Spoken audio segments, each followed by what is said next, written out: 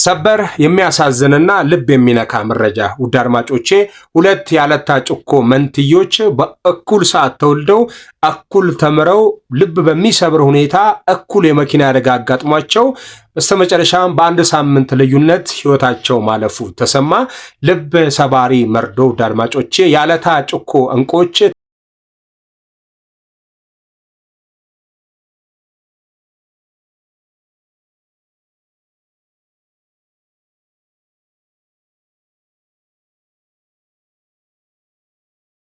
አንድ ሳምንት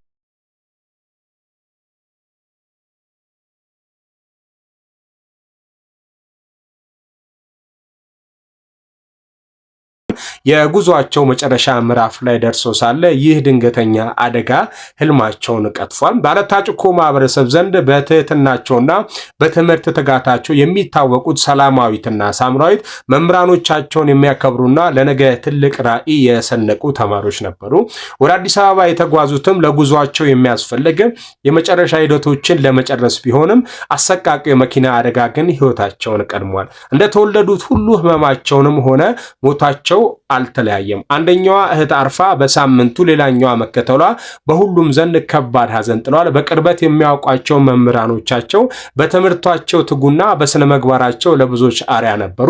ለሀገር መፍትሄ ይሆናሉ ብለን ተስፋ የጣልንባቸው እንቁዎች ነበሩ በማለት በከፍተኛ ሐዘን ተናግሯል። ለሟች ቤተሰቦች፣ ለወዳጅ ዘመዶችና ለመላው ያለታ ጭኮ ህዝብ መጽናናትን እንመኛለን። የሁለት ቀን እህቶች ነፍስ በአጸደ ገነት ትረፍ። ፈጣሪ ለወዳጅ ዘመዶች ሁሉ ጥንካሬና መጽናናትን ይስጥ ማለት እንወዳለን። ከዚህ ጋር የጂ ባለታ ጭኮ 2-3 መረጃዎች በዚህ ወር ብቻ ሰምተናል።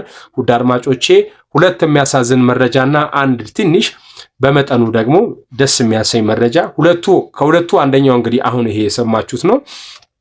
ሌላኛው ሁለት ሰዎች በአደንዛዥ እጽ መሞታቸውና እዛ አካባቢ ከፍተኛ የሆነ የእጽ ንግድና የተለያዩ ሺሻ ቤቶች እየተበራከቱ እንደሆነ ህዝብም ጮሆ ምላሽ እንዳላገኘው አድማጮቼ።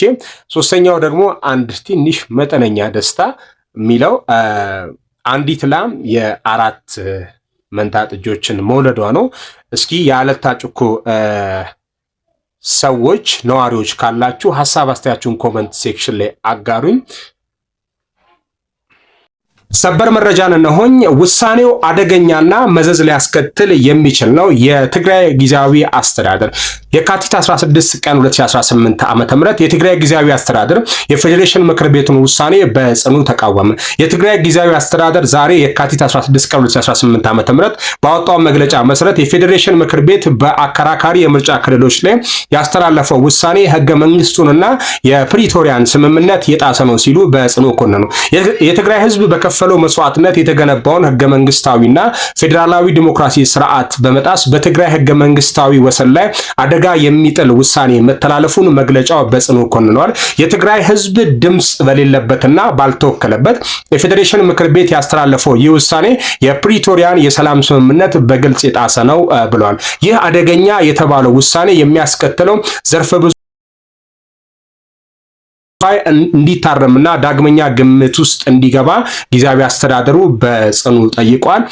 ቢመረጃ ሼር አድርጉ። ሐሳብ አስተያየታችሁን ኮሜንት ሴክሽን ላይ አጋሩ።